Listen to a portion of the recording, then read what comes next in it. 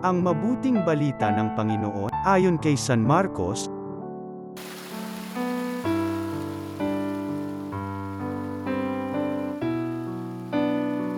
Noong panahong yun, sina Jesus at ang kanyang mga alagad ay tumawid ng lawa, at pagdating sa Hinisarit ay isinadsad nila ang bangka.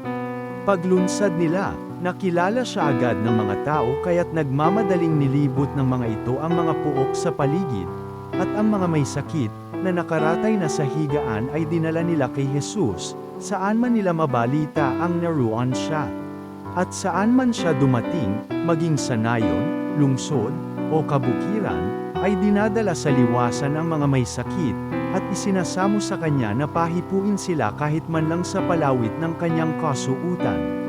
At lahat ng makahipo nito ay gumagaling. Ang mabuting balita ng Panginoon.